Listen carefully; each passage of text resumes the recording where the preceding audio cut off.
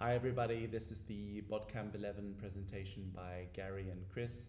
We developed a cross-exchange market maker code. So what is the idea behind that? We're using Hummingbot's cross-exchange market maker function and intend to monetize the pricing differences across different crypto exchanges. Why do they exist in the first place? In crypto, depending on the trading pair, you tend to have fragmented liquidity across different exchanges. During volatile markets, there can be a latency issue as well, where one price reacts first and the other one takes longer to react.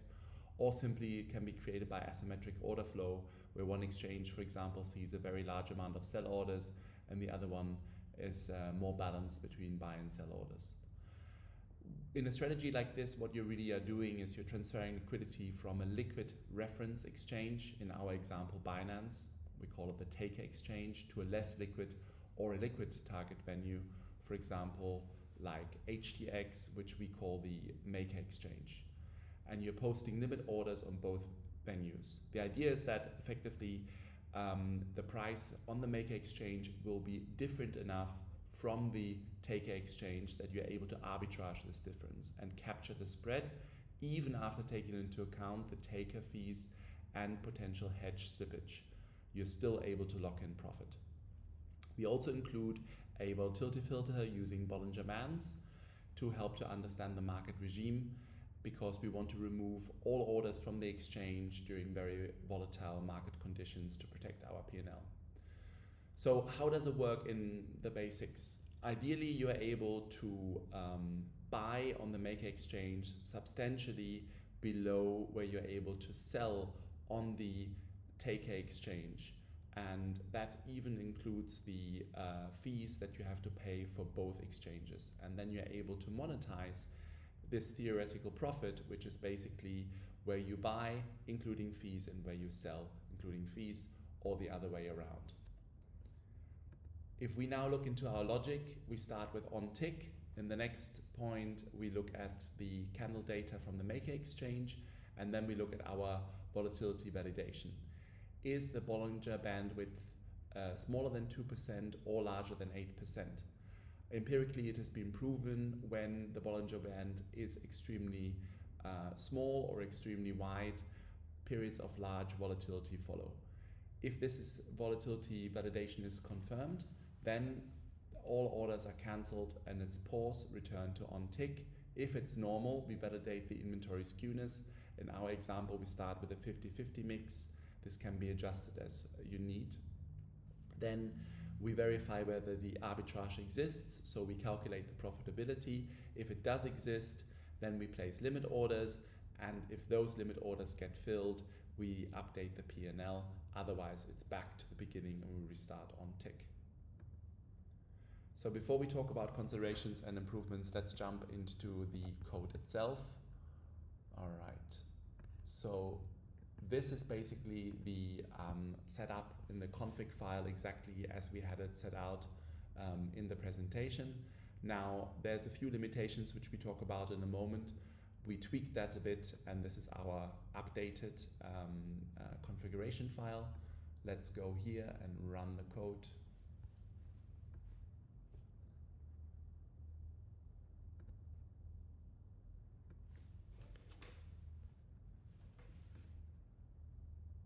Let's go here and run the code.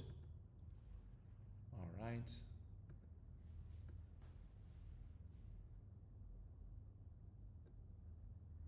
Here we go.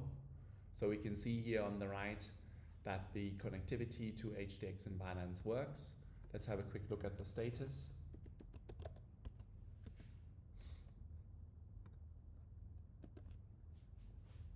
Okay.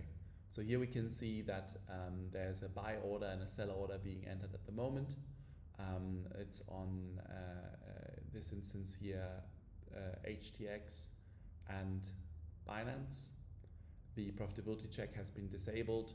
Bollinger bandwidth is 0.056 and is considered normal under these updated details.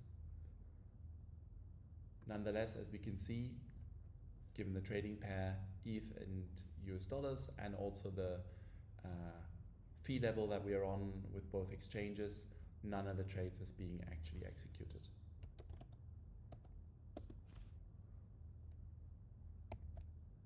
Let's go over the considerations and improvements potentially. So the Bollinger Band at the moment is calculated also on a 1 minute candle time frame, which is a very, very small time frame for Bollinger Bands. Typically they're used for much longer time frames. So this is one of the limitations where we would have to consider calculating the Bollinger Band and in line with that the moving average to match a longer time frame. The second one we just touched upon is the exchange fees, which are reducing the amount of P&L opportunities that exist. And also the trading pair, we used ETH USDT because Gary and I, we both are ETH maxis, but obviously other trading pairs offer a very high profitability by comparison because ETH USDT is extremely efficient and arbitrage opportunities are very rare. The other thing that can be adjusted is the inventory skew. We use the 50-50 split, but obviously if you're able to have a bit more flexibility on that, more trades can be executed. And then lastly, latency is one way of being able to arbitrage these very liquid markets if you're co-hosting your setup with one of the exchanges. All right, and then additionally what we have done is, because it's very hard to backtest cross-exchange market making strategies, we have effectively created this 11-point notebook that validates our strategy and clearly highlights those type of limitations that we just talked about. So for example, if I go here into the Bollinger Band, you can see it's extremely tight. It's very close to the spot price. Hence, it's not very useful as an indicator just yet. It would need to use a different frequency than the 1 minute candles.